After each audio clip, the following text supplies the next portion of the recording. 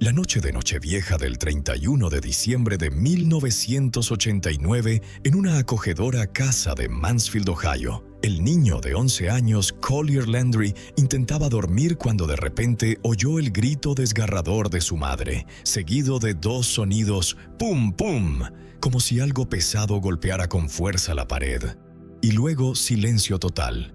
A la mañana siguiente, su madre, la señora Noreen Boyle, desapareció sin dejar rastro. El único padre que quedaba, el famoso osteópata Jack Boyle, sonreía tranquilizando a todos. Se peleó y se fue, volverá pronto. Pero Collier lo sabía perfectamente. Su madre nunca abandonaría a sus dos hijos, especialmente a la niña adoptiva de 3 años que acababa de llegar de Taiwán. El niño registró a escondidas el coche del padre. Encontró una foto de su padre con la joven amante Sherry Campbell, tomada antes del día en que la madre desapareció, y descubrió el anillo de bodas de su madre en el dedo de esa mujer. 3 semanas después, la policía rompió el suelo de hormigón del sótano de la nueva casa en Erie, Pensilvania, el lugar al que Jack Boyle planeaba mudarse con toda la familia para vivir felices para siempre. Y descubrió horrorizados el cadáver de Noreen Boyle desnuda, con una bolsa de plástico atada a la cabeza, enterrada justo bajo la capa de cemento que aún olía a nuevo.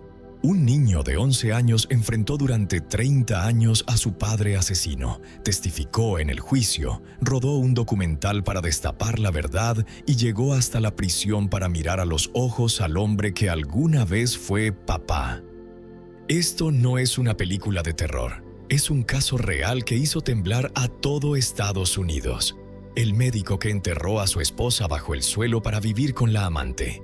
¿Te atreves a escuchar hasta el final?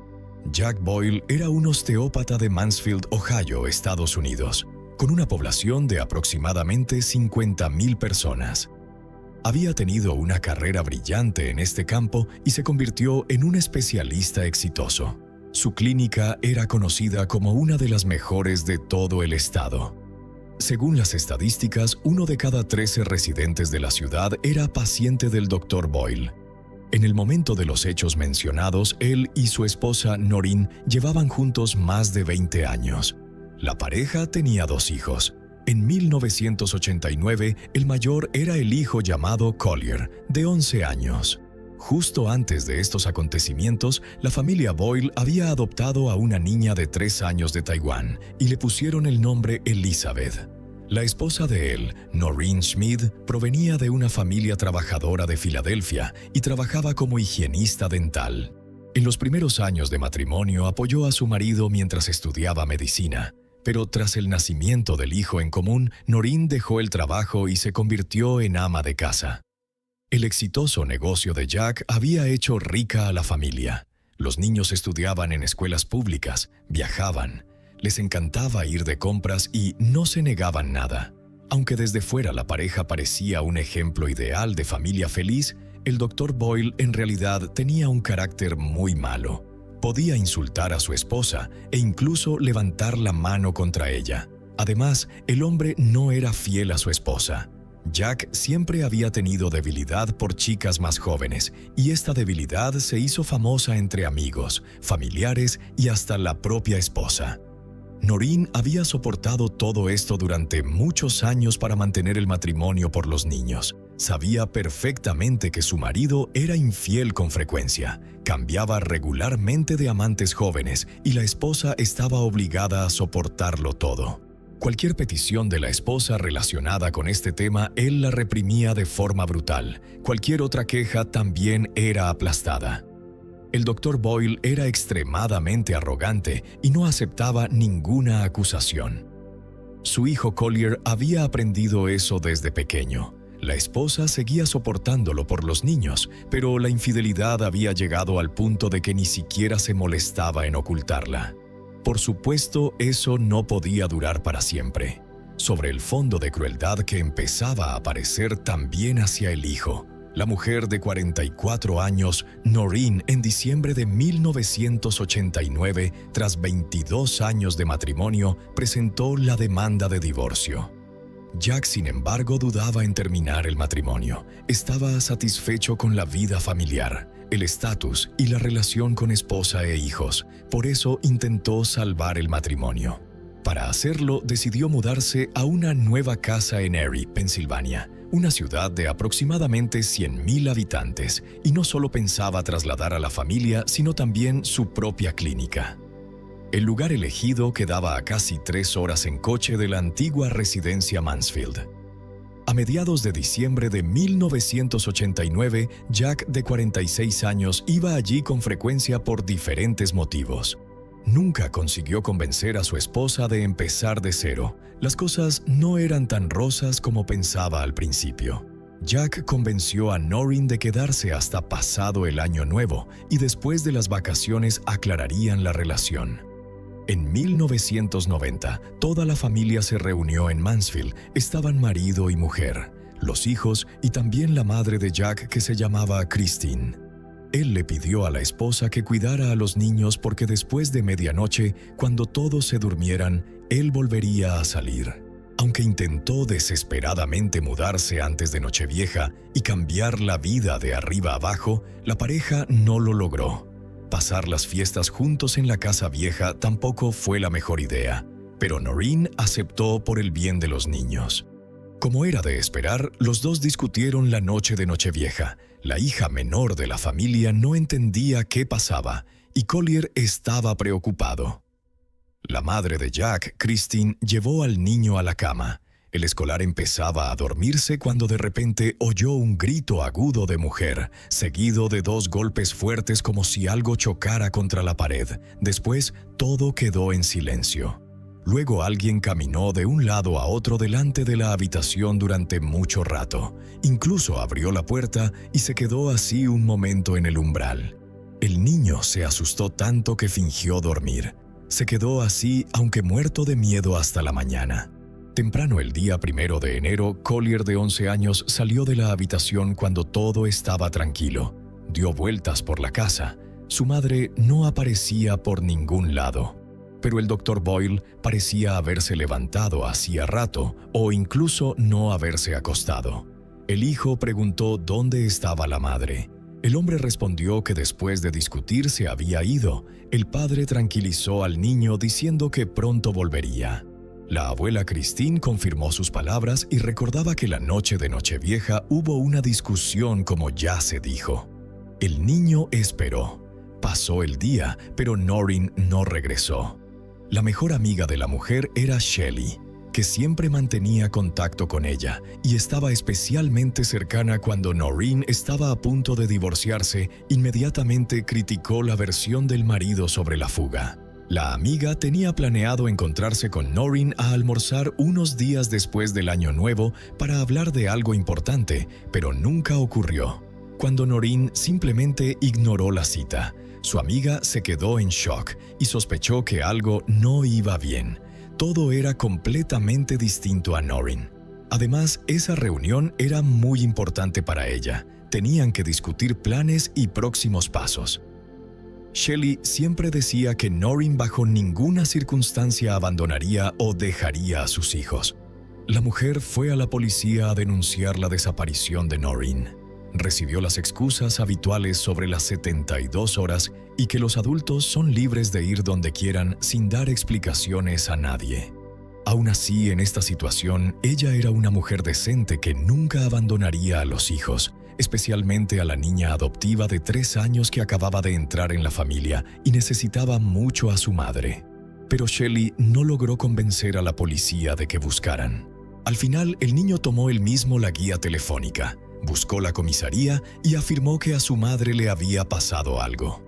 La policía reaccionó a la llamada y fue a la casa de la familia Boyle.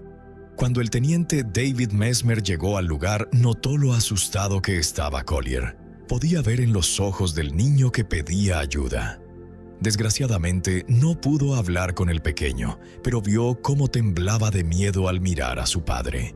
Cuando Jack preguntó a la policía quién había contactado con ellos, él no dijo la verdad y mintió diciendo que había llamado un familiar de Noreen. Aún así, los agentes creyeron al respetable Dr. Boyle que la mujer simplemente se había ido tras una discusión. Todos lo creyeron así excepto David Mesmer, que consideraba sospechoso al hombre. Solo hubo denuncia de desaparición. Al pasar la semana ya nadie dudaba de las palabras de Jack sobre la fuga, pero Collier no creía que su madre pudiera abandonarlo. David Mesmer desde el principio vio que esa versión no tenía sentido. Todo el mundo sabía que Noreen era una madre maravillosa, cariñosa, que nunca abandonaría a sus hijos bajo ninguna circunstancia. Tras escuchar los testimonios de los familiares de la mujer desaparecida, la policía fue a la casa de la familia Boyle en Mansfield, registraron minuciosamente todas las habitaciones, pero no encontraron ninguna huella preocupante. El lugar tenía equipo forense, pero la casa estaba limpia, simplemente no había señales de delito. Aún así, esta visita permitió a David hablar con Collier. El escolar contó todo lo que oyó la noche de Nochevieja, incluyendo el grito sospechoso de mujer y los golpes contra la pared. El teniente sospechó que el Dr. Boyle estaba relacionado con el delito vinculado a la desaparición de la esposa. La hermanita pequeña de Collier, en el momento en que la mujer desapareció, tenía solo 3 años e incluso pudo ser testigo del crimen. La niña contó a la policía que vio al padre adoptivo golpear a la madre en la cabeza, luego poner a la mujer en el suelo y enrollarla como muñeco de nieve, pero por la edad su testimonio no se consideró en el caso. Las conversaciones se grabaron con los miembros de la familia Boyle, pero todos apoyaron a Jack. Aún así, el comportamiento del hombre era extraño. Casi inmediatamente, una mujer joven embarazada llamada Sherry Campbell se mudó a la casa reemplazando a la esposa. El doctor afirmó que ella no llevaba un hijo suyo y que la relación solo empezó después de que la esposa desapareciera, que sentía lástima por la mujer desgraciada y le dio alojamiento. El hombre afirmó que había problemas graves en el matrimonio y que todo entre los cónyuges había terminado. En cuanto la esposa regresara, se divorciarían oficialmente. Pero lo que horrorizó a Collier fue que la madre nunca volvió. Durante el contacto con los familiares de la desaparecida, David Mesmer supo detalles extraños, especialmente sobre la vida sexual del Dr. Boyle. Resultó que la relación con Sherry Campbell, de 26 años, existía desde hacía mucho más tiempo del que el doctor admitía. Quizás ella llevaba un hijo suyo, pero hacía falta tiempo para desenmascarar la mentira del hombre. Los detalles preocupantes que salieron a la luz reforzaron las sospechas, pero nada era definitivo. El cadáver de Noreen aún no había sido encontrado, pero la versión de que huyó era cada vez menos creíble. La mujer llevaba semanas sin comprar nada, sin usar la tarjeta una sola vez, sin contactar con los hijos ni familiares. Todo era sospechoso. El trabajo del teniente Mesmer estaba obstaculizado. El resto de la policía creía que el respetable Dr. Jack Boyle decía la verdad, pero al revisar la casa de Erie y la línea temporal de los últimos días de Noreen antes de desaparecer, David Mesmer descubrió un detalle importante. En el momento de comprar la nueva propiedad, según varios testigos, la esposa estaba en Mansfield, en la reunión con el agente inmobiliario. Sospechoso, se confirmó. Sherry había estado con Jack y usó los documentos de Noreen. Eso creó base para reunirse con la nueva amante embarazada del doctor. Ella sabía que la mujer desaparecida había sido engañada y traicionada durante muchos años. Sherry supuestamente era el punto final de su relación, y por eso la mujer abandonó a la familia. La amante creía en la inocencia de Jack. Afirmó haber salido con Boyle después de que la esposa desapareciera. Eso era una mentira descarada. Collier vino al rescate. Suplicó que lo liberaran. Tenía miedo de quedarse con el padre asesino. Y por eso un día registró el maletero del coche y encontró la foto de Jack con Sherry tomada antes de Nochevieja. Consiguió llevar esa foto a David Mesmer. Como la foto estaba tomada delante de la nueva casa en Erie, decidieron ir allí, pero el Dr. Boyle se negó a dejarlos entrar.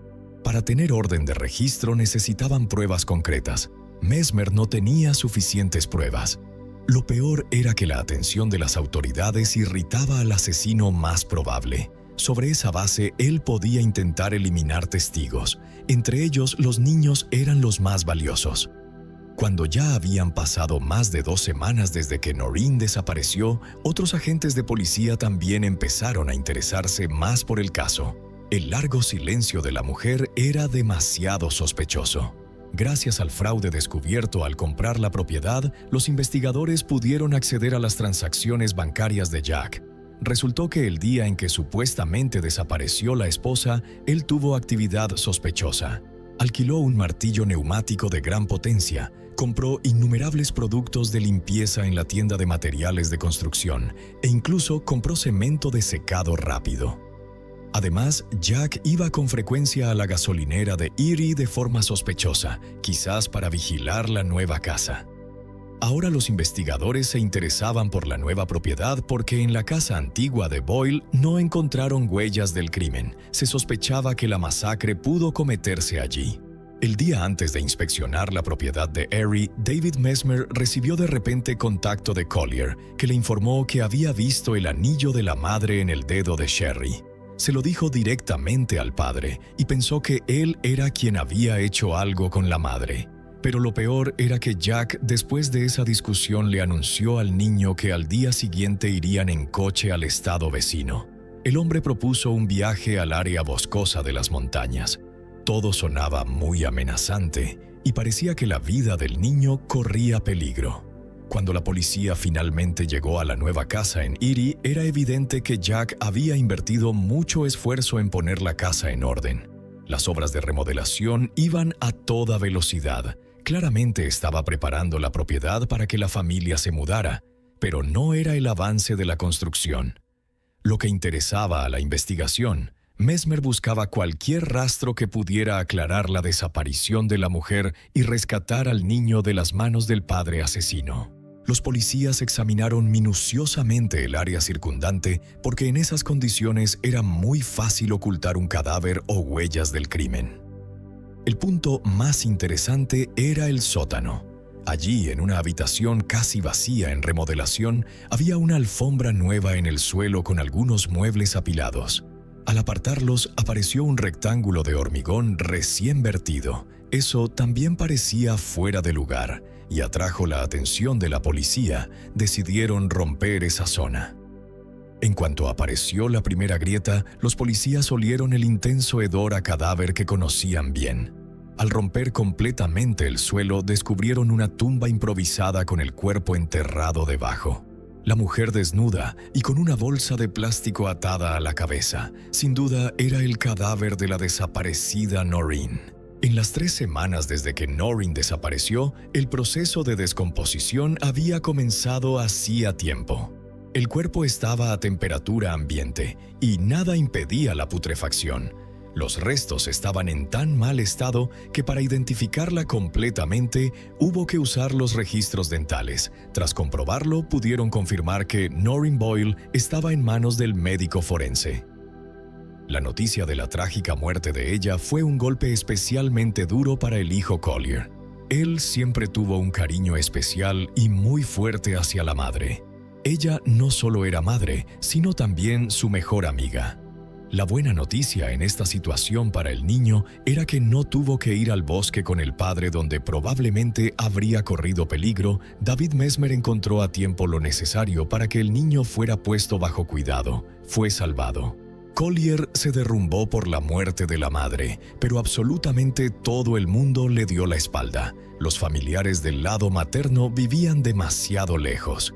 Eran mayores y no podían venir a apoyarlo. Y los cercanos al padre lo culpaban por hacer que Jack fuera responsable del asesinato de la madre. Todo fue un shock y trauma adicional para él. Pero había más. Cuando la policía descubrió a la fallecida en la casa de Erie, encontraron un reloj caro junto a ella. Ese reloj también se usó para identificarla. La familia de Noreen confirmó que era suyo.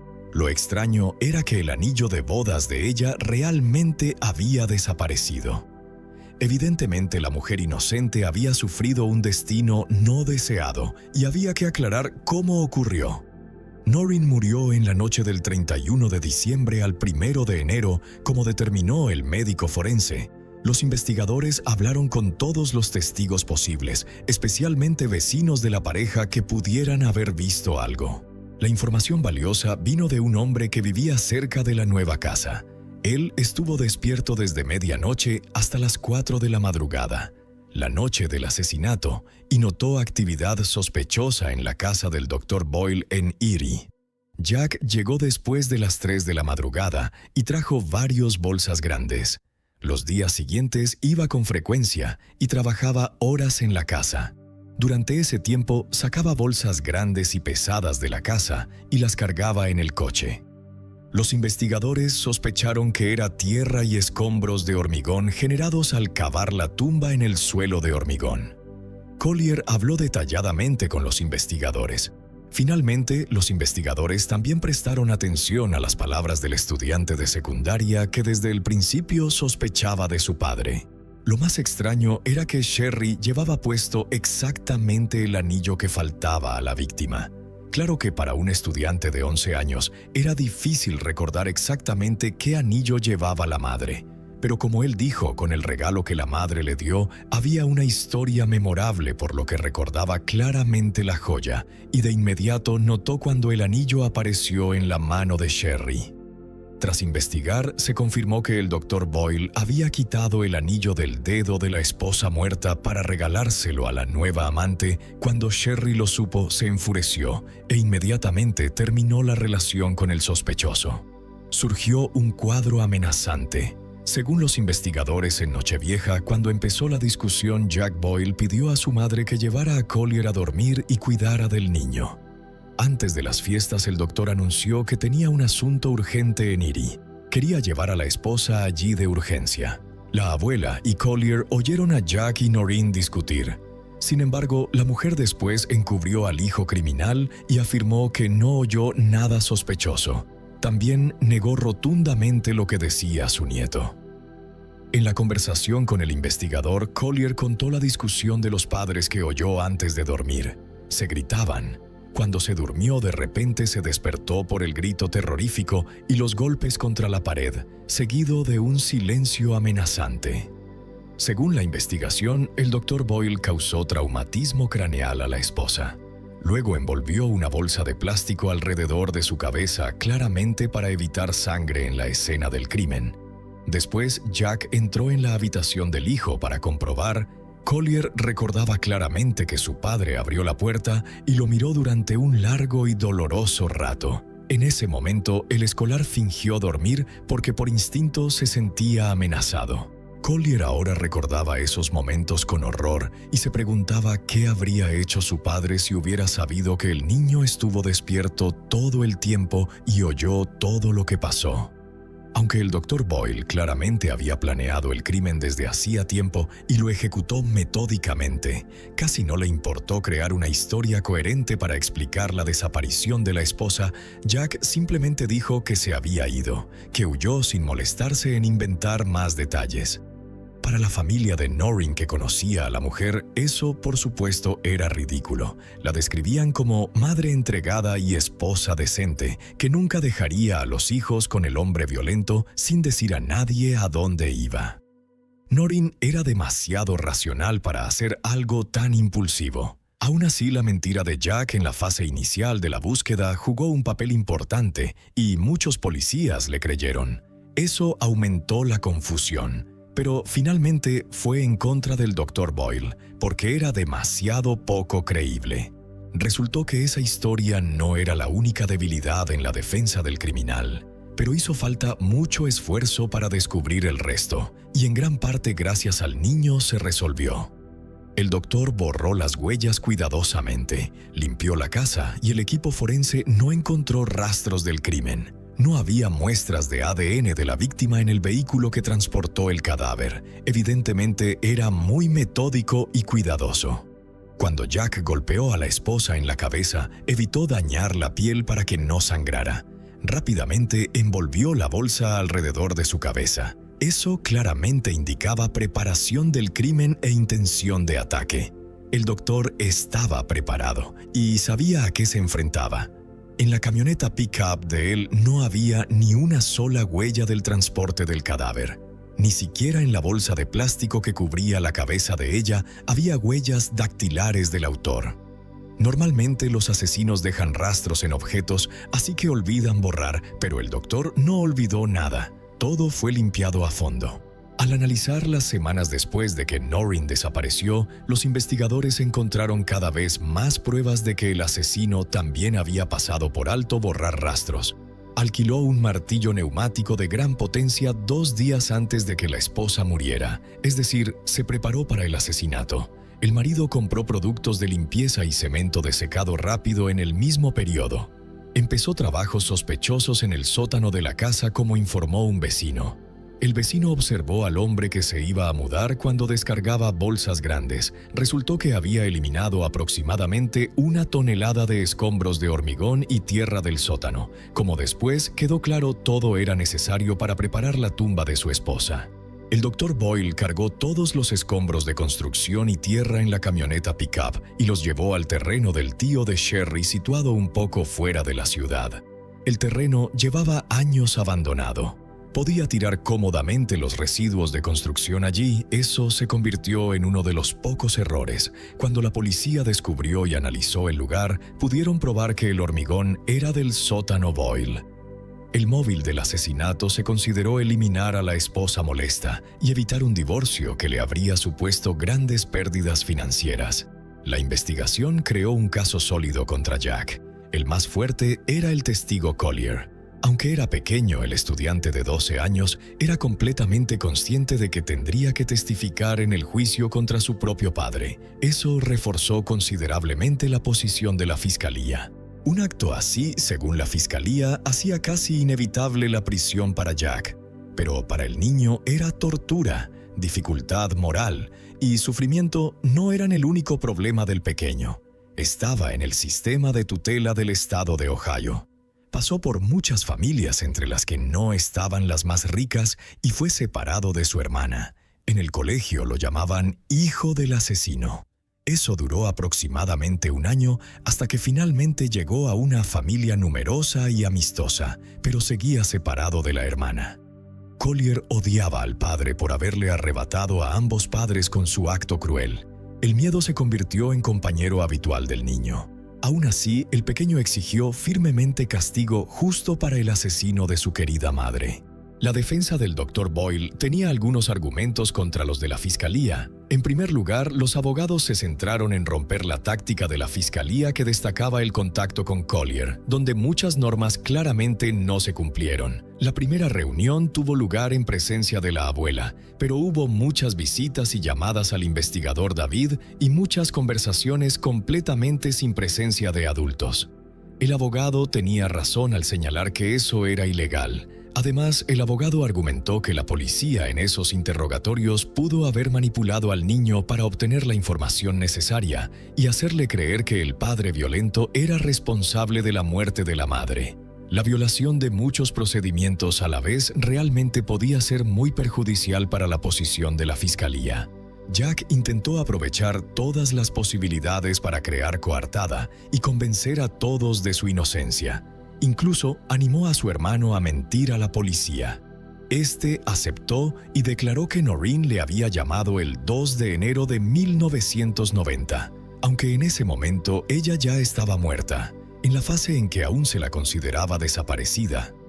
Eso dificultó aún más el trabajo de las fuerzas del orden. La mentira después fue desenmascarada cuando quedó claro que la mujer en ese momento ya estaba muerta. Aunque por falso testimonio el hermano del Dr. Boyle evitó cargos por perjurio. Una gran parte de la imagen positiva de Jack venía de su fama como osteópata exitoso en la comunidad local. Aparte de la debilidad por mujeres jóvenes, los demás lo veían como padre de familia amable y médico atento. La pareja incluso había adoptado a una niña. Jack no se opuso a tener más hijos. Sherry Campbell en el momento del asesinato estaba embarazada y pudo probar que el niño era de Jack. La investigación también planteó muchas preguntas sobre la joven amante. Si ella sabía de la intención del amante de matar a la esposa o incluso participó activamente en el crimen y encubrió pruebas, La sospecha se reforzó por haber participado en el plan de fraude al comprar la propiedad. El agente inmobiliario confirmó que una mujer joven parecida a Sherry había estado con el Dr. Boyle en la investigación. Sin embargo, no se encontró ninguna prueba de que estuviera implicada en el crimen con Noreen ni supiera de la intención de Boyle de matar a la esposa. Ella testificó en el juicio contra el amante y después cortó todo contacto con él. La mujer embarazada difícilmente podía imaginar que tendría que vivir en la casa construida sobre los huesos de la esposa muerta de Jack. Aún así, hubo quienes apoyaron la versión de que ella podía estar implicada en el asunto. Con cada argumento de la fiscalía, los abogados del doctor tenían contraargumentos propios. Encontraron errores en el informe de autopsia, porque el color de ojos de la víctima era incorrecto. Se presentaron muchos recursos que retrasaron el juicio y finalmente llevaron a la exhumación del cadáver de Noreen Boyle. Incluso intentaron probar que no era Noreen la encontrada en el sótano, sino otra víctima, porque el anterior inquilino había hormigonado el sótano. El resultado del nuevo examen mostró que realmente era Noreen y solo reforzó la creencia del investigador de que el doctor sanguinario era culpable. Cuando el jurado se retiró a deliberar, el ambiente era tenso. El 6 de julio de 1990, Jack Boyle fue encerrado en la prisión de Ohio. Fue condenado por asesinato, agravado intencionado de su esposa, y sentenciado a cadena perpetua sin libertad condicional. Los abogados defensores apelaron. En 2010, Jack Boyle pidió revisión de la sentencia y libertad condicional. Eso fue denegado, pero después la apelación fue aceptada y podía ser liberado condicionalmente tras 20 años. Sin embargo, el equipo de defensa no se detuvo ahí. Antes de la nueva audiencia de libertad condicional. En 2020, la historia del hombre cambió notablemente. Casi 3 décadas había negado su papel en el asesinato de la esposa, pero finalmente Jack decidió asumir un poco de responsabilidad. Sin embargo, no tenía intención de decir la verdad. El objetivo era indulto y libertad. El Dr. Boyle no mostró ni un ápice de arrepentimiento. Dijo que había empujado a la esposa en un ataque de ira, haciendo que se cayera y se golpeara accidentalmente la cabeza en algo y muriera. El hombre se negó a comentar otras acciones que indicaban que el crimen fue premeditado. El resultado fue que la solicitud de libertad condicional fue denegada y siguió tras las rejas. En octubre de 2025, Jack tuvo oportunidad de libertad condicional, pero el entusiasmo del doctor había disminuido notablemente. Después de que Jack fuera detenido y encarcelado, la familia del hombre le dio la espalda a Collier, los familiares del lado de Noreen. Por la edad no pudieron adoptar al niño. Collier fue adoptado por una familia en Canadá. Lo cuidaron muy bien como él describió al crecer. Collier cambió el apellido del padre por Landry, fue modelo de revistas un tiempo y después se convirtió en cineasta exitoso en Los Ángeles.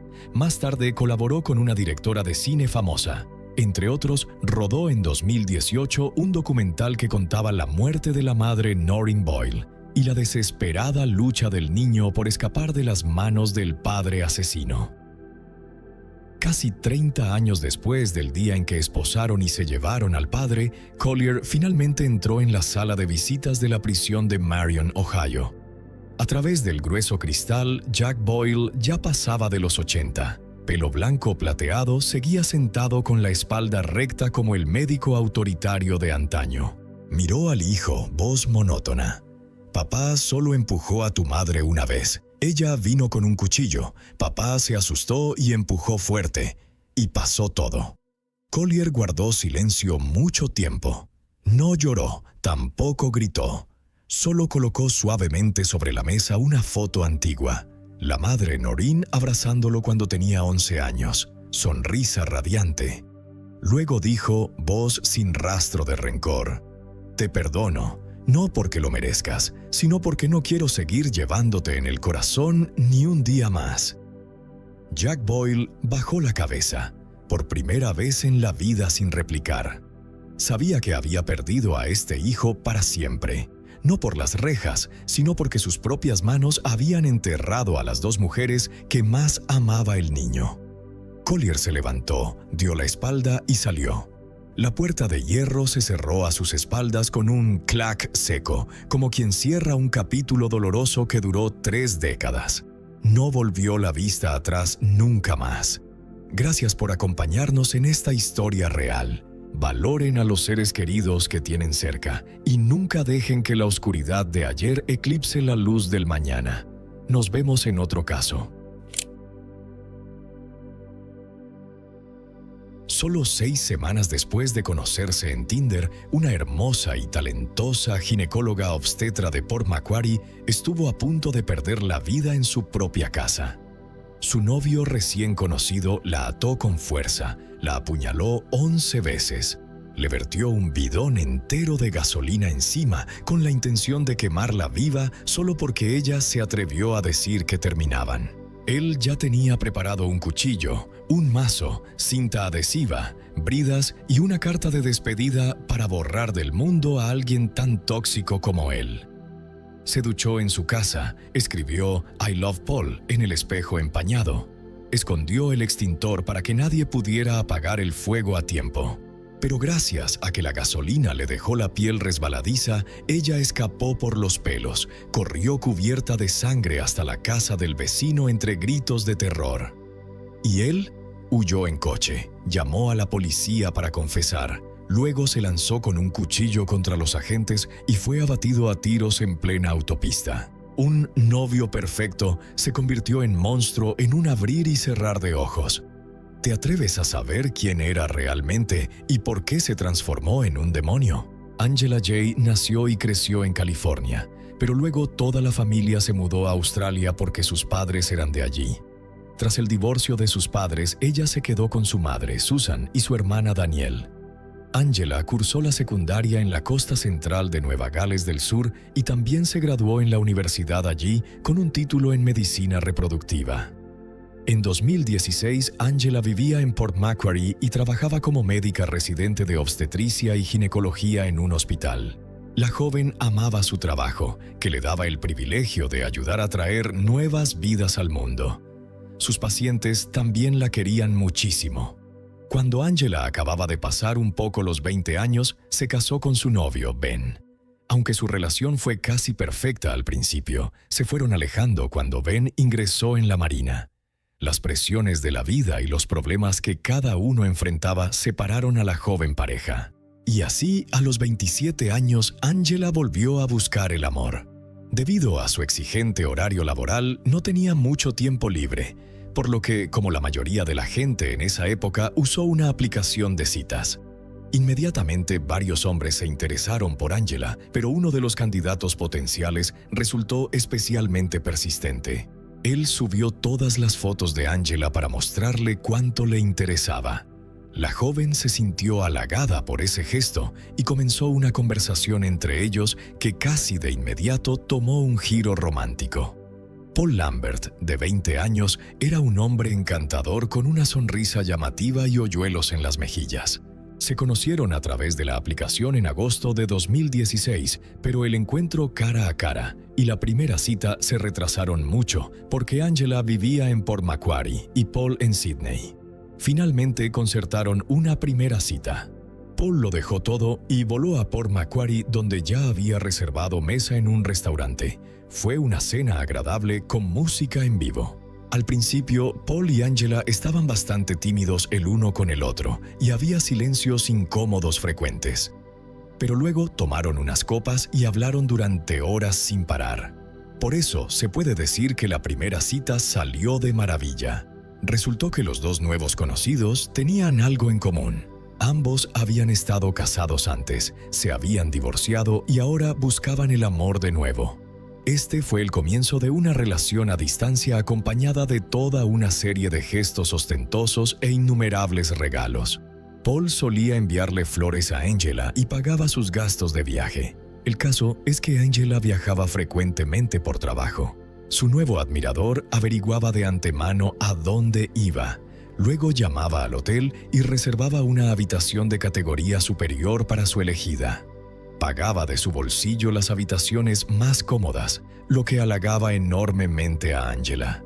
Por primera vez desde su divorcio, había un hombre que se preocupaba por ella, que hacía todo lo posible por complacerla y con quien finalmente sentía una conexión romántica. A Angela se le aceleraba el corazón cada vez que pensaba en Paul. El nuevo conocido cumplía todos sus criterios. Paul Lambert era amable y atractivo. Tenía un buen trabajo y muchos amigos, al menos en redes sociales. Era atento y parecía un buen hombre de familia. Paul solía pasar los fines de semana con su sobrino y lo llevaba a pescar. Después de un tiempo, Angela estaba lista para presentar a Paul a su hermana Danielle, a su madre Susan y al nuevo marido de Susan, Bill.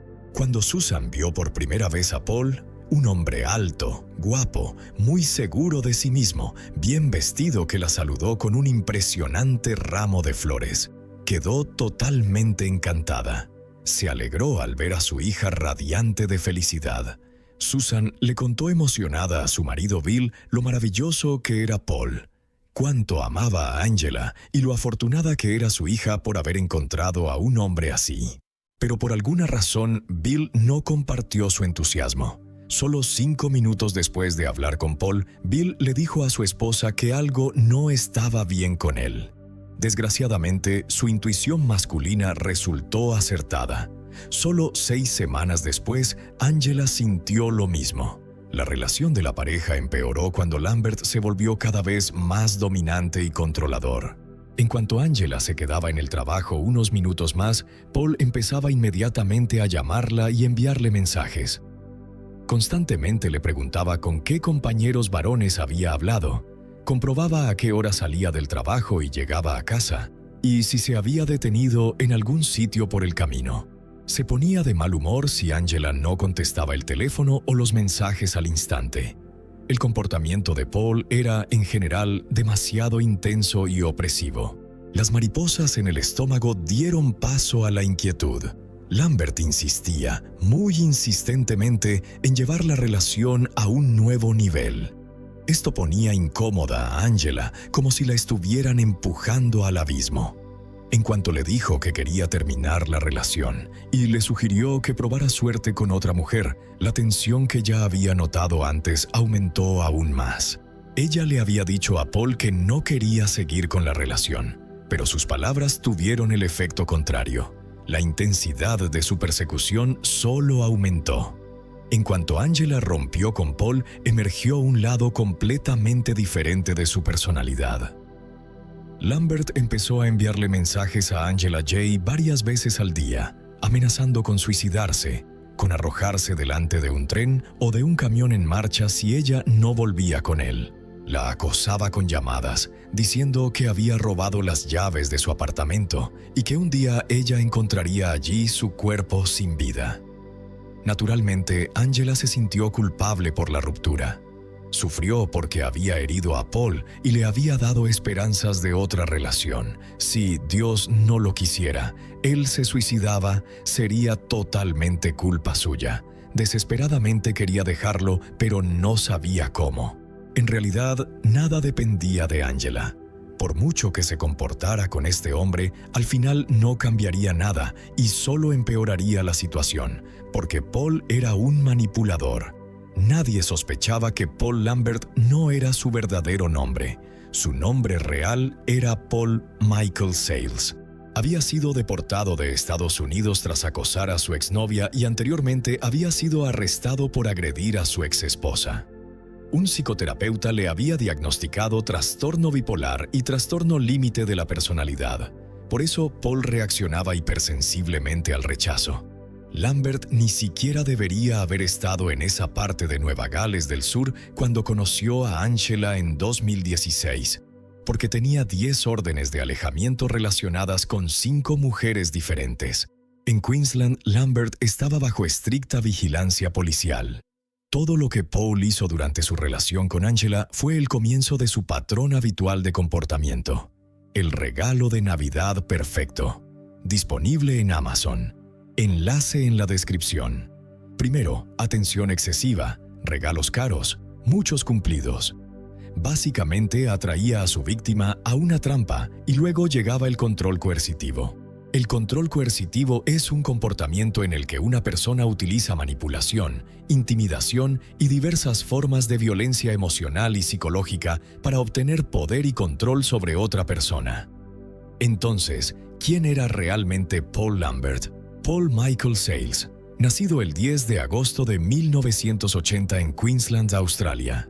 Sus padres se divorciaron cuando él tenía 4 años. Paul tenía una hermana mayor que ya estaba casada y tenía su propia familia en ese momento. También tenía 2 medio hermanos y 2 medio hermanas, porque el padre de Paul finalmente se volvió a casar y tuvo más hijos. El historial de violencia de Paul contra chicas y mujeres comenzó cuando tenía poco más de 20 años. A los 36, Lambert conoció a Angela Jay. Durante aproximadamente 13 años antes de conocerla, había sido violento con sus novias. Como se mencionó antes, tenía 10 órdenes de alejamiento relacionadas con sus exparejas. Paul mostraba comportamiento controlador, intimidación y a veces violencia física hacia sus novias cuando intentaban dejarlo. Lambert escenificaba verdaderos dramas y amenazaba con suicidarse. Inventaba mentiras elaboradas, como afirmar que miembros de su familia estaban muriendo o que a él mismo le habían diagnosticado cáncer. Decía haber sido abusado y maltratado por adultos cuando era niño. En resumen, hacía todo lo posible para mantener a su pareja a toda costa. Durante un tiempo, las mujeres volvían porque sentían lástima por él. Cuando eso dejó de funcionar, Paul contactaba con la familia de su exnovia o con su nuevo novio y los amenazaba. La mayoría de las veces, la relación que una vez fue romántica terminaba con la policía y una orden de alejamiento contra Paul. En febrero de 2014, Lambert se casó con una mujer a la que conocía desde hacía varios años, y el matrimonio se derrumbó rápidamente. Antiguos compañeros contaron que Lambert dejó a su esposa solo unas semanas después de la boda, aunque ya habían consultado a contratistas y obtenido presupuestos para su casa conjunta. El motivo fue una mujer misteriosa de la que no le habló a nadie. Paul luego logró reavivar la relación con su esposa y estuvieron juntos un tiempo, pero solo 7 meses después, en septiembre de 2014, viajó a Orlando, Florida, donde comenzó una affair con la periodista de televisión de 32 años Brittany Kill, ganadora del Emmy, a quien había conocido en línea. Lambert voló varias veces a ver a su amante hasta que lo despidieron de su trabajo en Brisbane, después de que el dueño de la tienda se cansara de sus pequeños robos. Cada vez que lo pillaban robando, Paul fingía estar confundido y decía que simplemente se había olvidado de sacarlo del bolsillo. La ironía es que no le faltaba nada y tenía suficiente dinero para una vida normal. Por eso, los pequeños hurtos en el trabajo no eran más que una obsesión o una forma de entretenimiento. Durante mucho tiempo, Paul pareció un empleado impecable y solo con el contacto regular se notaba que era pura fachada. Los compañeros decían que Lambert siempre pensaba todo hasta el último detalle, planeaba y tramaba constantemente, siempre 10 pasos por delante. Se le consideraba inteligente, pero algo raro. En el trabajo, Lambert era un profesional y ganaba buen dinero, pero en su vida personal le costaba conectar con la gente y hacer amigos de verdad. Y una vez que se comprometía con alguien, creía que era para siempre. Después de que el matrimonio finalmente se rompiera, Paul se mudó a Florida para estar cerca de Brittany. Aunque ella no quería, Lambert organizó un encuentro y la convenció de pasar 3 meses con él para ver si podían estar juntos. Pero su comportamiento era tan extraño e impredecible que Brittany terminó la relación un mes después de la llegada de Lambert y luego le suplicó que no volviera a contactarla. Pero ya era demasiado tarde, porque la famosa periodista de televisión era ahora el nuevo objeto de su obsesión. Cuando la mujer anunció la separación, Paul inició una campaña de manipulación, culpa, acoso, control y terror emocional para obligar a Kill a continuar la relación. Paul hizo todo como siempre. La siguió, amenazó con suicidarse, intimidó a la familia de Brittany y llamó a su empleador en la sala de noticias de televisión para revelar información que Kill le había confiado. Le dijo al reportero que tenía una lesión en la cabeza y un tumor cerebral incurable. Según Britney, esto fue un detonante emocional para ella, porque su padre casi había muerto de un tumor cerebral. She le había contado esto a Lambert en su primera cita, y ahora el hombre explotaba su punto más vulnerable. Paul también inventó familiares fallecidos. Afirmó tener 9 personalidades y bombardeó a Kill con cientos de correos y mensajes, llamándola sin parar. Luego Paul cambió de táctica y culpó a su hermano gemelo Michael, que en realidad nunca existió, por su comportamiento inadecuado. Inventó una historia detallada de cómo él y Michael habían salido con Kill al mismo tiempo, pero ella nunca se dio cuenta. Paul amenazó maliciosamente la reputación de Britney, amenazando con humillarla y revelar secretos sucios que afectarían su carrera. También intentó extorsionarla a cambio de cortar todo contacto con ella. En resumen, hizo todo lo posible para arruinar la vida de la exitosa periodista. Finalmente, ella no pudo más e informó a la policía sobre su comportamiento. Dijo que las amenazas y el acoso de Lambert la habían dejado enferma, sin poder comer ni dormir y con miedo a salir de casa. En mayo de 2015, Lambert fue arrestado y acusado de acecho y extorsión. En un tribunal de Florida, Paul mostró públicamente por primera vez su preocupante comportamiento psicopático. En junio de 2015, tras pasar un mes en un centro de detención migratoria, Paul fue deportado de Estados Unidos escoltado por 2 marshals federales. En ese momento, Paul Michael Sales cambió su nombre a Paul Lambert para intentar empezar de cero y alejarse de los sucesos de Florida. Al regresar a Australia, el hombre intentó arruinar la vida de su exesposa, pero ella también denunció su comportamiento a la policía y obtuvo una orden de alejamiento. Sin embargo, Paul violó varias veces esta orden. En una ocasión, la atacó directamente en el coche, le dio puñetazos en la cara e intentó estrangularla. Finalmente, Lambert fue condenado a 12 meses de libertad condicional. En mayo de 2016, Paul se mudó al suburbio de Cougaras, en Sydney, y consiguió trabajo como agente de seguros en una concesionaria de motos. Esto fue una violación de su libertad condicional, ya que tenía prohibido salir de Queensland sin permiso de la Comisión de Libertad Condicional.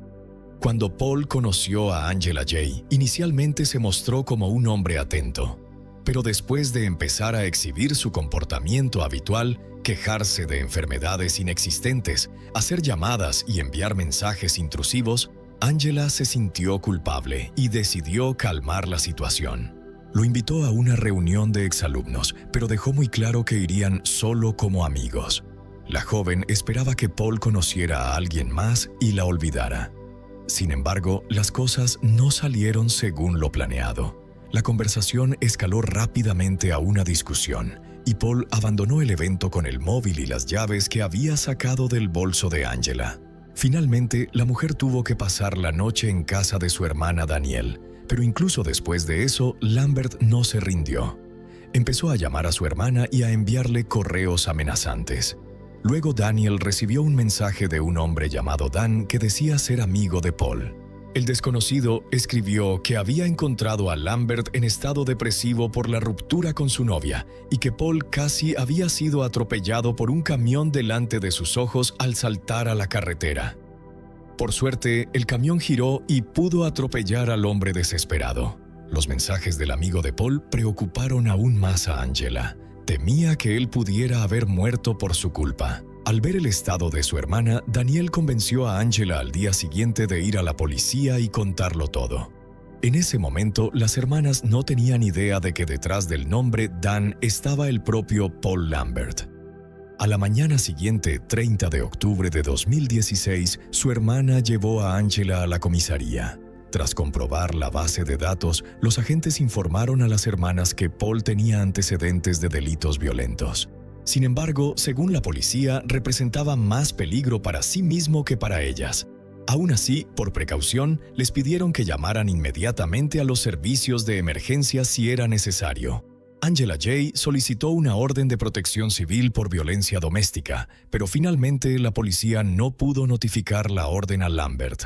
Intentaron contactar con Paul para hacerle responsable, pero él eludió la citación judicial. Tras salir de la comisaría, Angela fue a trabajar al hospital.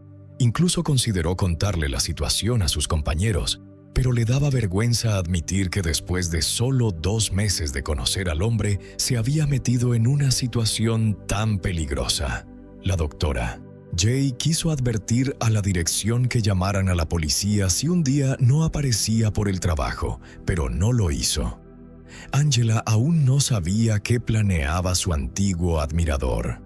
Un viejo amigo de Lambert recordaba que Paul se enamoraba demasiado rápido de sus numerosas amantes, por lo que su obsesión con la doctora Jay no era sorprendente.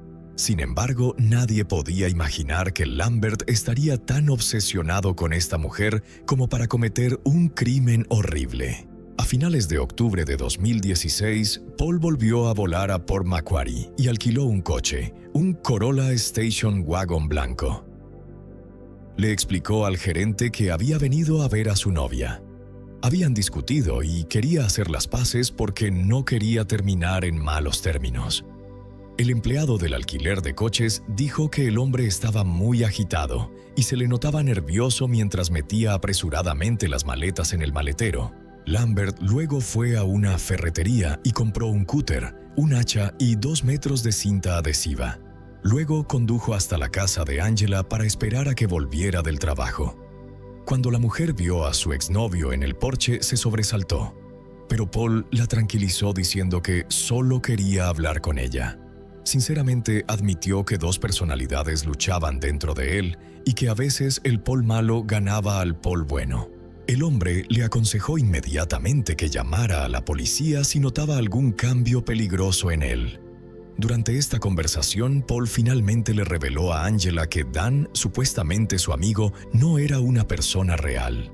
Lambert había intentado llamar su atención fingiendo ser un amigo ficticio. Simplemente no sabía qué más hacer ni cómo recuperar a su novia. El encuentro terminó con otra discusión.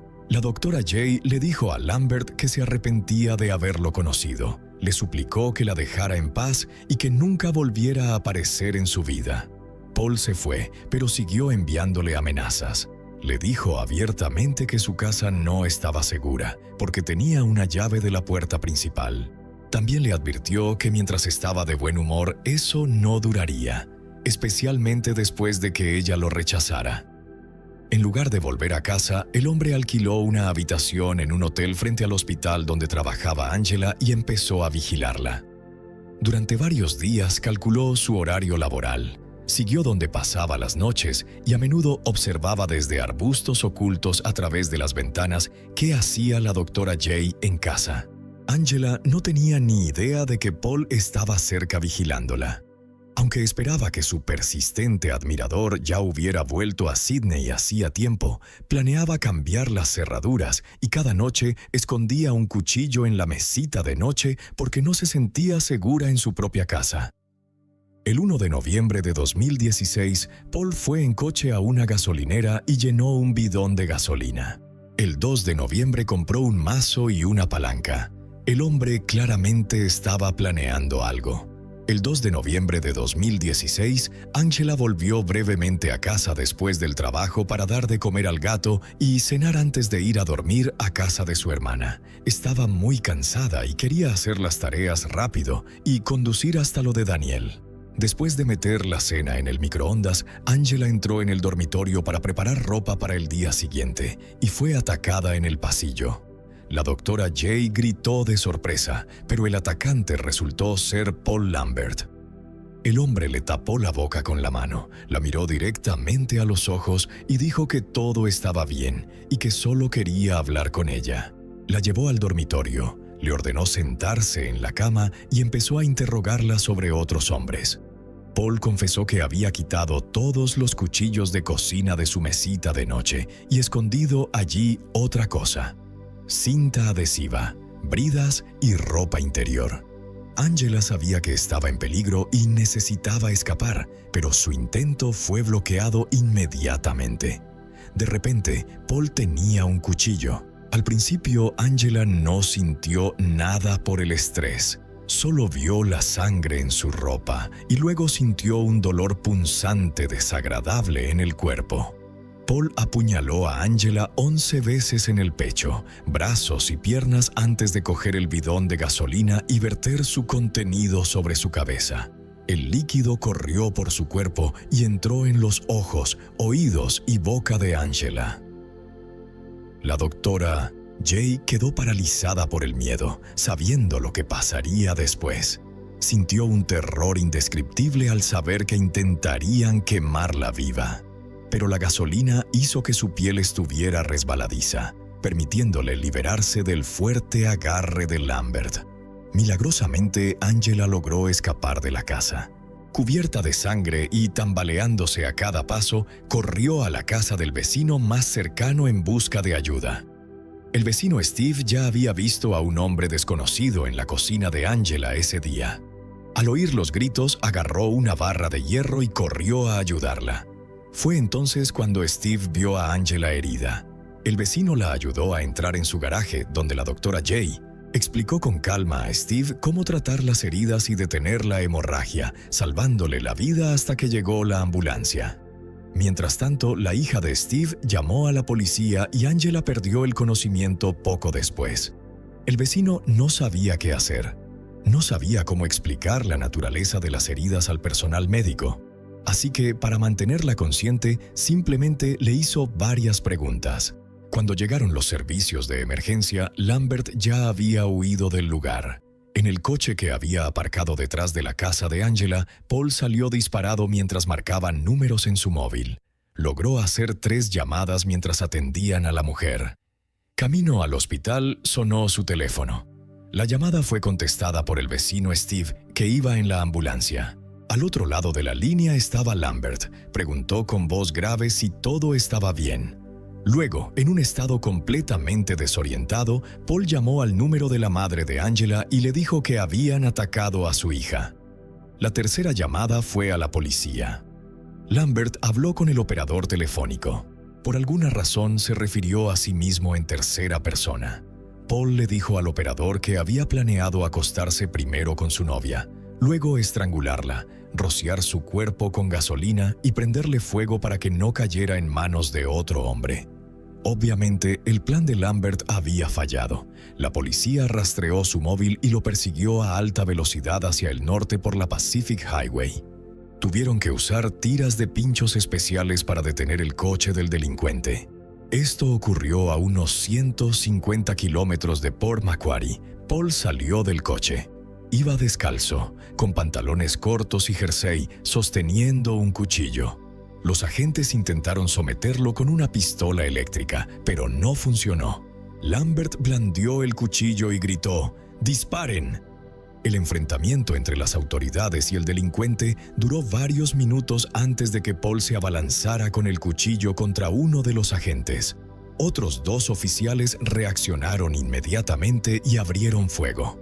Paul recibió varios disparos. Al principio, el brazo de Lambert pareció perder fuerza. Simplemente cayó de golpe y quedó colgando flojo de su cuerpo.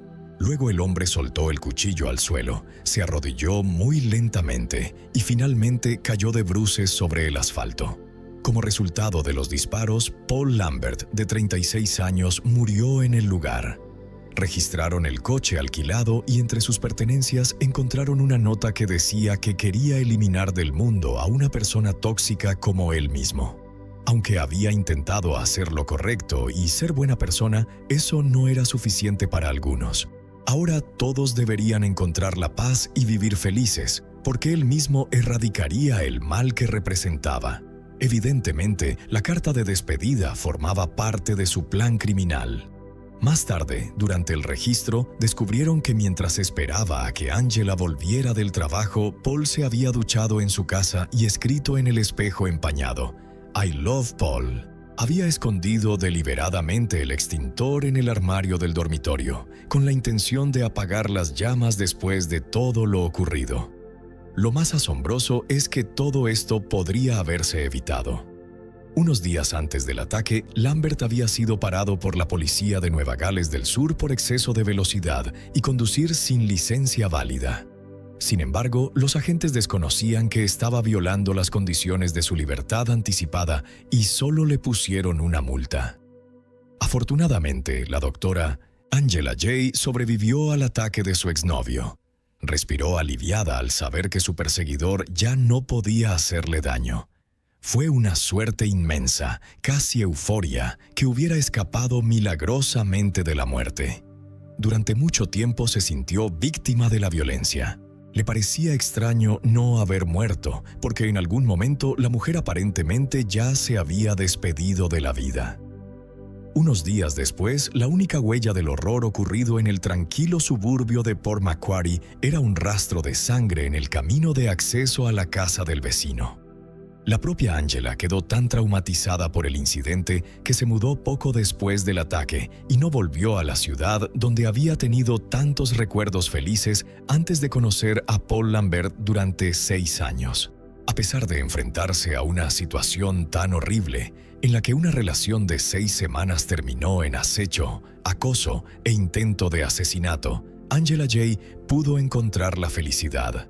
Recuperarse del trauma, tanto físico como emocional, no fue fácil, ni siquiera con el apoyo de toda su familia, sus amigos e incluso sus antiguos pacientes. La doctora Jay dijo que muchas mujeres no tuvieron tanta suerte como ella y no pudieron escapar.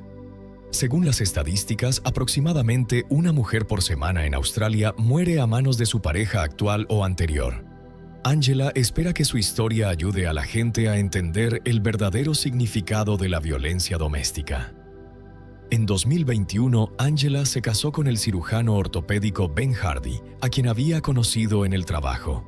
Este hombre se convirtió en el pilar con el que todas las mujeres sueñan. Fue Ben quien ayudó a Angela a superar las dificultades. Hoy tiene una relación sana y trata de centrar su energía en apoyar a otras supervivientes, ya sea a través de su práctica legal o como médica. Angela Jay está profundamente agradecida a la policía y a los médicos por haber reaccionado rápido como un rayo. Ellos la arrancaron de las garras de la muerte. El consejo que envía a millones de mujeres allá afuera: confíen en su intuición, nunca miente, no se callen, no teman que las tachen de exageradas, no tengan miedo de que las malinterpreten, busquen ayuda inmediatamente, porque una sola llamada, una sola confesión a un ser querido puede salvarles la vida.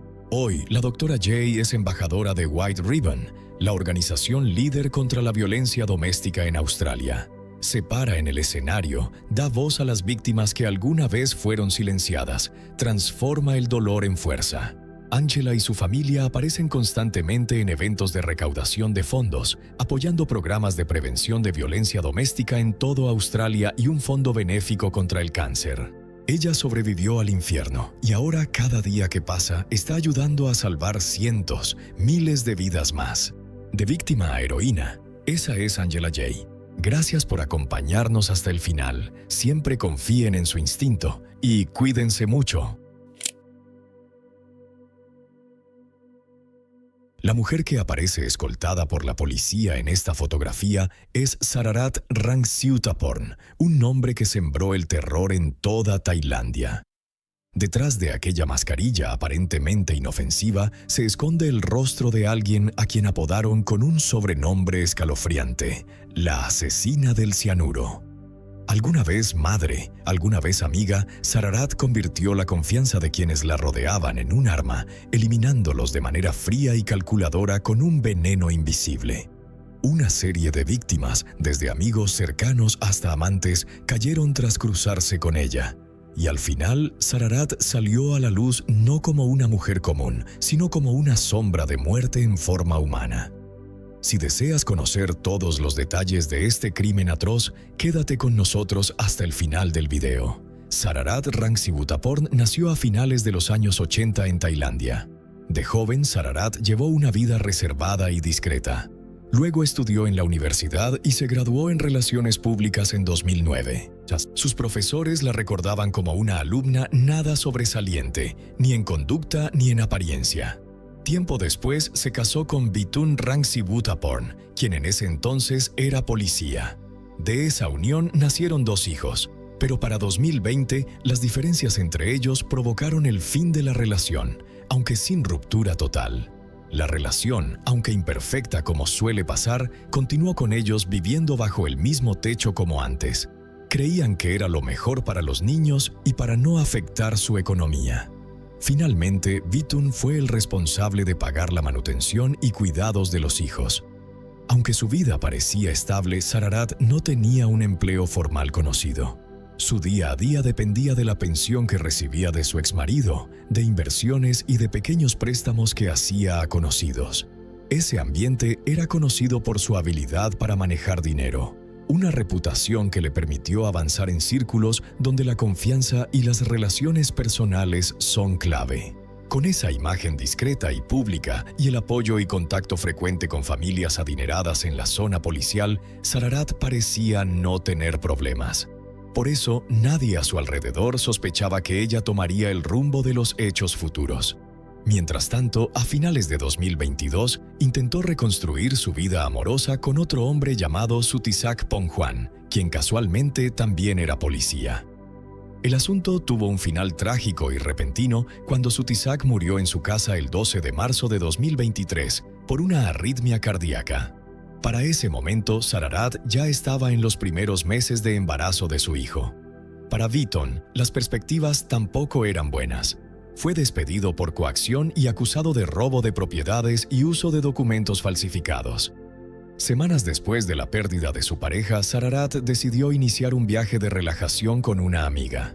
Esta amiga era una empresaria de 32 años llamada Siriporn Kanwong, a quien sus cercanos llamaban Koi, nombre que usaremos para referirnos a ella de ahora en adelante.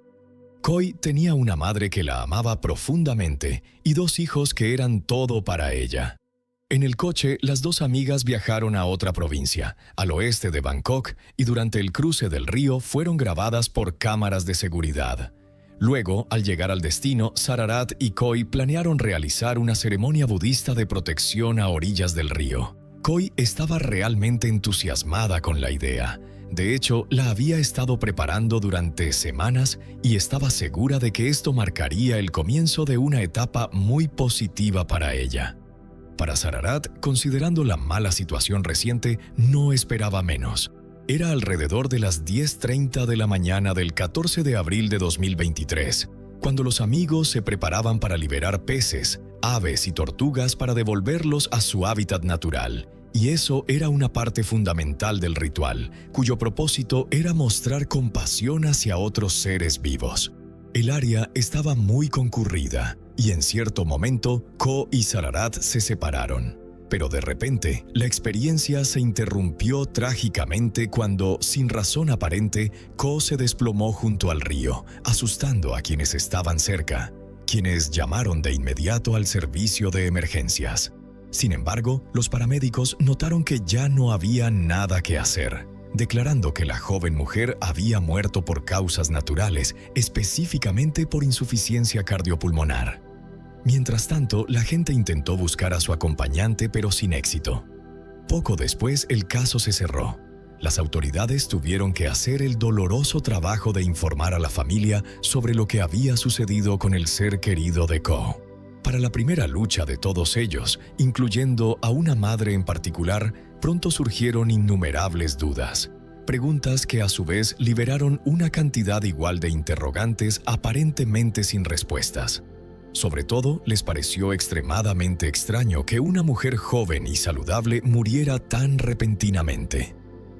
Luego, cuando descubrieron que la policía no había encontrado su coche ni sus pertenencias en el lugar, incluyendo 2 teléfonos móviles, la cartera y unos $200 en efectivo, la alarma en la familia se encendió. Por eso, con la corazonada de que nada de esto era normal, decidieron acudir a las autoridades para pedir que se abriera una investigación.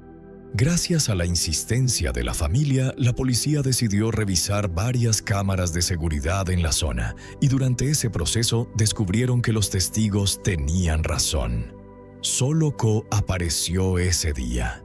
En las imágenes se puede ver claramente que llegó acompañado de otra mujer. Entre ellos, esa mujer se separó para dirigirse hacia el río. Al preguntar a los familiares si la reconocían, inmediatamente identificaron que era Sararat. En la grabación se ve a Ko, algo tambaleante, dirigiéndose hacia el agua. Su comportamiento era bastante inusual, especialmente al bajar varios escalones. Sararat aparece después regresando por el mismo camino y lleva algo en las manos para cruzar la calle. Luego corre hacia el coche y se va sin mirar atrás, como si intentara desaparecer de ese lugar. Esta secuencia fue tan extraña que la policía decidió hablar con él y preguntarle por qué actuaba así. Sararat dijo que no entendía por qué le preguntaban eso y luego negó rotundamente haber tenido alguna relación con Ko. Pero los agentes le mostraron imágenes de las cámaras de seguridad, lo que lo obligó a cambiar su declaración. Tras admitir que estuvieron juntos, dijo que verla actuar así era raro y que tenía asuntos urgentes que atender, por lo que no tuvo otra opción que irse. Pero justo entonces comenzaron a aparecer otras señales, lo que los llevó a cuestionar su historia y al mismo tiempo puso a Sararat en una situación muy difícil. Todo comenzó cuando la familia de Ko publicó en redes sociales pidiendo ayuda para localizar el coche de Ko. Días después, descubrieron que el vehículo estaba estacionado justo en la casa de Sararat y su exesposo. Con esa información en mano, la policía estaba ocupada revisando grabaciones de cámaras de seguridad de esa zona. Y una vez más vieron a la mujer conduciendo y aparcando justo al lado de la casa del amigo. Por si esto fuera poco, las autoridades descubrieron que Sararat había enviado por correo objetos personales perdidos de Ko, que luego fueron recuperados. Al conocer esto, la madre de la joven denunció que Sararat le debía unos $500 por su hija. Según contó, la policía no estaba segura de si lograría recuperar ese dinero. Así que todo seguía sin estar claro. Antes de que terminara ese abril, Sararat fue detenida y acusada de robo y obstrucción a la investigación. Mientras tanto, la policía avanzaba en esclarecer las circunstancias especiales alrededor de la muerte de Ko. Se ordenó realizar una nueva autopsia a Ko. De hecho, poco después, los resultados confirmaron que tenían razón. Los familiares de la joven quedaron muy impactados, porque durante el procedimiento los expertos encontraron algo alarmante e inesperado.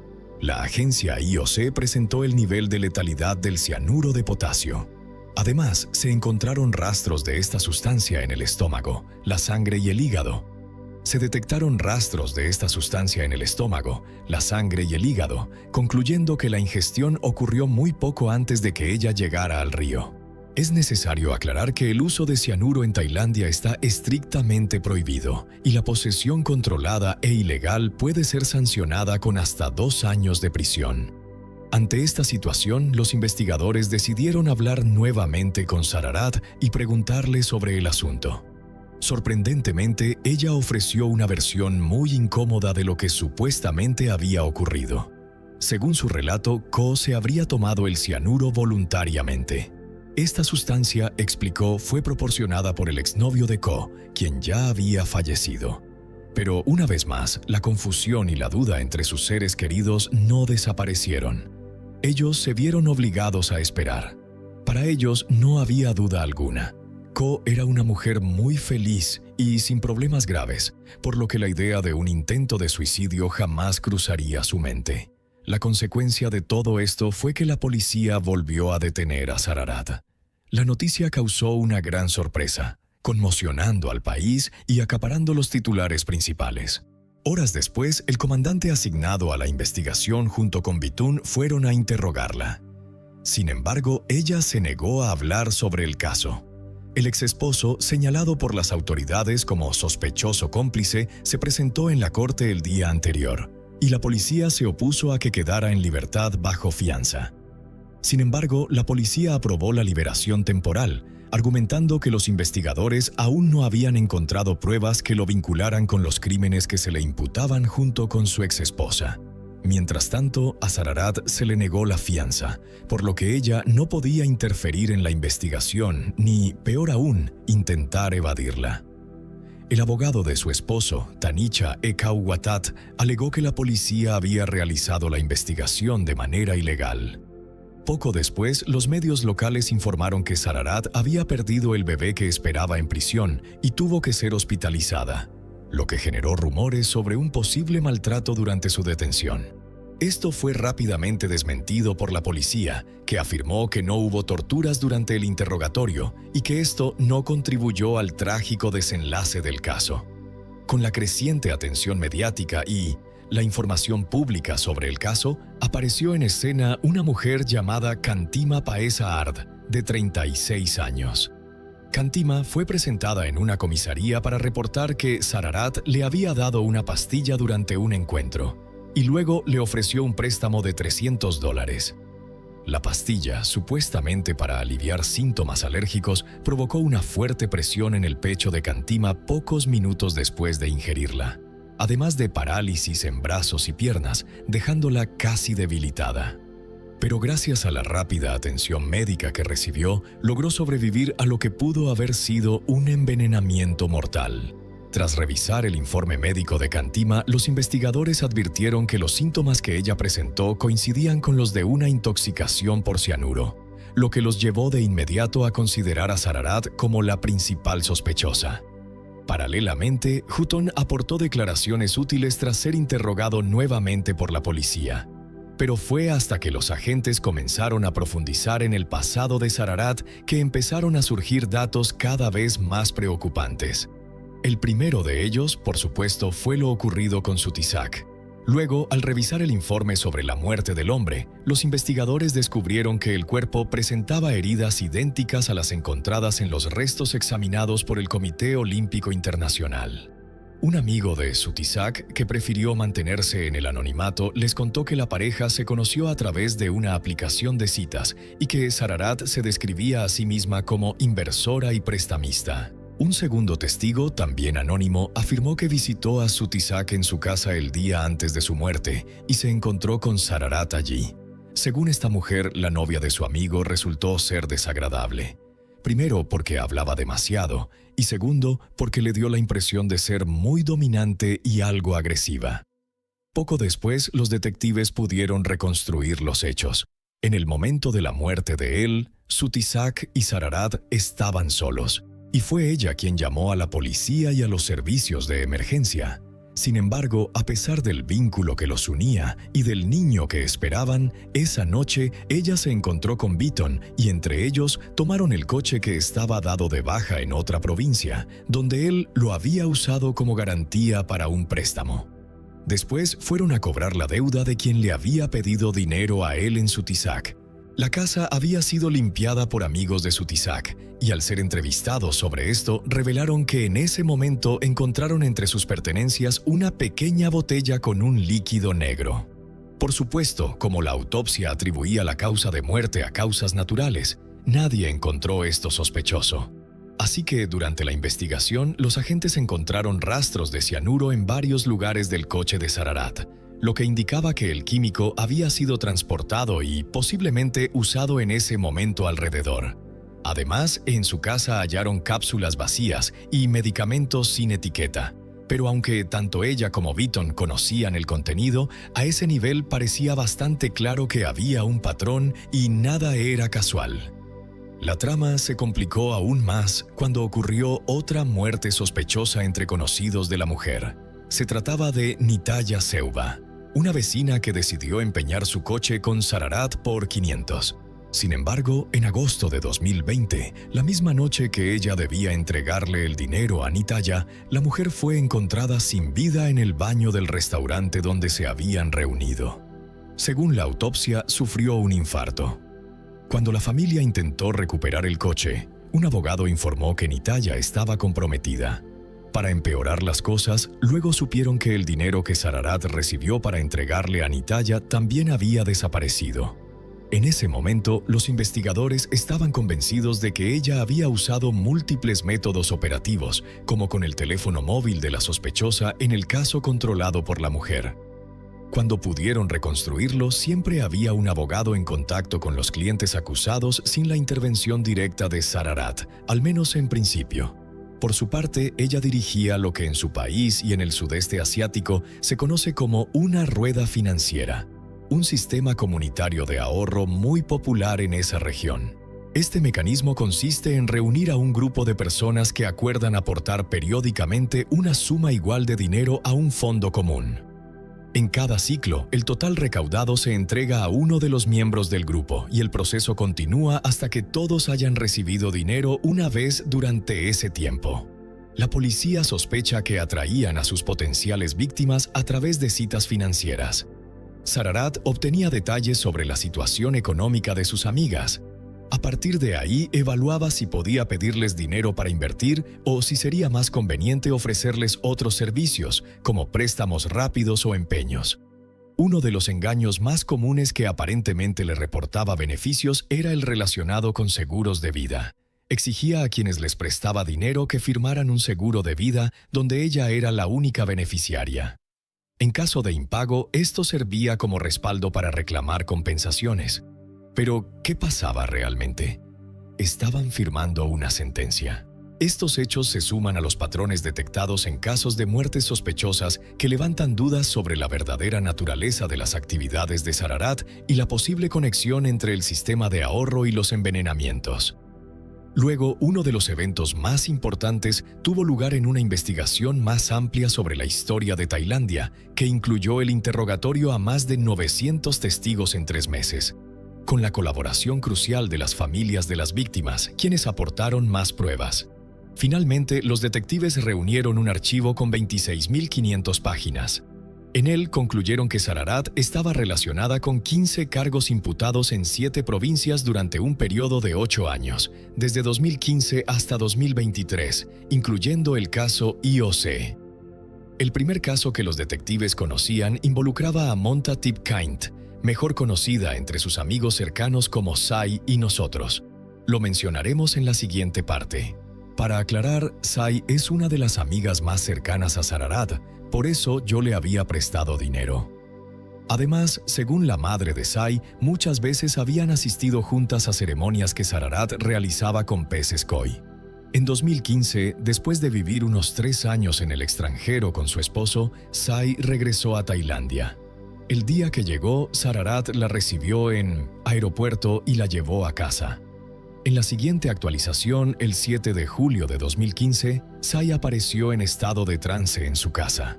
En el informe forense se dijo que la joven murió de insuficiencia cardíaca. En cuanto a Sararat, él no asistió al funeral ni a la cremación de su amigo. La madre de Sai luego contactó con él para preguntar por las pertenencias de su hija, pero Sararat dijo que ya las había vendido todas.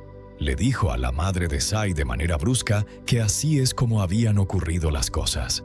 El esposo de Sai lo había pedido. Lo que sorprendió a los investigadores fue que el caso final ocurrió muy temprano, antes de que hubiera cualquier problema con Koi. A principios de abril de 2023, Sararat fue arrestado en un video con Nipa Sanchan, una policía a quien él le había prestado dinero y que murió ese mismo día en su casa. Los forenses determinaron que fue por insuficiencia respiratoria. Según el subcomisario de policía tailandés, todos estaban presentes con ella justo antes de que falleciera. Es probable que Sararat haya puesto veneno en el agua y la comida, causando que la mayoría de las víctimas vomitaran y perdieran el conocimiento antes de caer y morir. La única excepción parece ser Sawitri Nimbutriruk, una mujer de 41 años, que murió en 2020. Los investigadores pudieron reconstruir los hechos. En esa ocasión, Sararat eligió enviarle algunas pastillas para adelgazar, que en realidad ocultaban el veneno. Otros detalles proporcionados por la investigación muestran que la mujer cometió un acto indebido ese fin de semana. Luego, Sararat logró su objetivo macabro, siguiendo la misma rutina: devolver las pertenencias a la familia o a los allegados de la víctima y convencerlos con pruebas falsas para desviar cualquier sospecha hacia él. En ocasiones, incluso falsificaba documentos para persuadirlos de que le entregaran dinero. Todo esto mientras robaba objetos valiosos del fallecido e incluso teléfonos móviles para destruir cualquier evidencia en su contra. Como si no fuera suficiente, las pruebas muestran que compró cianuro a través de una empresa tailandesa que importa un producto llamado PRC, fabricado en España. La compañía es una de 5 que importan esta sustancia al país y en el caso de Sararat, las botellas tenían una concentración del 75%. la policía rastreó un total de 2.143 botellas del producto distribuidas a través de 6 comerciantes diferentes y notó que el producto se vendía al público en un ámbito muy limitado. Por ello, las autoridades se dedicaron plenamente a trabajar con los importadores y las agencias gubernamentales involucradas para revisar el cumplimiento de las leyes vigentes y verificar si hubo negligencia relacionada con este caso. Frente a la abrumadora evidencia, Sararat negó todo. Sin embargo, a finales de junio de 2023, la policía presentó más de 75 cargos contra él en la fiscalía. Estos cargos incluyen homicidio intencional, asesinato, robo con resultado de muerte y falsificación de documentos. En resumen, este es un caso histórico en Tailandia, algo que el general encargado de la investigación dejó claro en una rueda de prensa al afirmar que ni siquiera Jack el Destripador en Reino Unido mató a tanta gente, refiriéndose al caso de las mujeres asesinadas, al menos 5 en Londres en 1888. Al mes siguiente, cuando el caso fue juzgado formalmente, Beaton y su abogado también fueron acusados de ayudar a Sararat a evadir la justicia. Ella, por su parte, sigue afirmando su inocencia. Exactamente un año después se celebró el primer juicio con las pruebas para el ensayo de Khoi, el primer proceso penal de los 14 casos penales abiertos contra Sararat. En unas 20 audiencias se presentaron 89 testigos, incluyendo académicos, policías, funcionarios públicos y privados, así como diversas pruebas. Materiales. En el caso específico de Tanisha se presentó una conversación donde ella le dice a Beaton que, sin pruebas, la causa será desestimada por el tribunal. En ese momento, la madre de Khoi dijo a los medios que se sentía tranquila y confiada en que el equipo legal haría un gran trabajo y, sobre todo, que al final ganarían la verdad y la justicia. Sin embargo, también mencionó, y sobre todo, finalmente, la verdad y la justicia prevalecerán.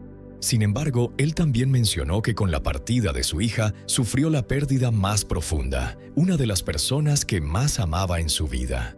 En el juicio celebrado a finales de ese año, los fiscales afirmaron que Sararat era adicta a los juegos y apuestas en línea, por lo que esa desesperación ante la acumulación de deudas la llevó a actuar en contra de muchas personas. De hecho, una revisión forense de su cuenta bancaria mostró que se manejaron $5,000 a través de apoyos y fueron transferidos a sitios web ilegales en la red. Finalmente, el 20 de noviembre de 2024, el tribunal emitió su veredicto. Sararat fue declarada culpable y sentenciada a la pena de muerte. Aunque estaba presente en la sala, la madre de Khoi no pudo mirar a los ojos a la mujer que le causó a su hija lo peor en su vida. Al salir del tribunal, Sararat fue escoltada por las autoridades en medio de una fiebre mediática para evitar que hiciera cualquier declaración. Con medio rostro oculto bajo una mascarilla, ella se limitó a guardar silencio. Con el rostro marcado por la tristeza que aún la perseguía y sosteniendo una foto de su hija, la madre de Khoi dijo a la prensa que la decisión del tribunal fue justa. De cualquier manera, ella quería aprovechar la oportunidad para hablar en voz alta con su hija, a quien aún recuerda profundamente. Después, el abogado de Sararat declaró a una cadena de noticias internacional que su cliente no estaba conforme con el veredicto y planeaba apelar la sentencia. En cuanto a Beaton y Tanisha, ellos fueron condenados a 2 años de prisión por ayudar a ocultar la bolsa IOC. Sin embargo, la condena de Beaton fue reducida a 1 año y 4 meses por colaborar con las autoridades.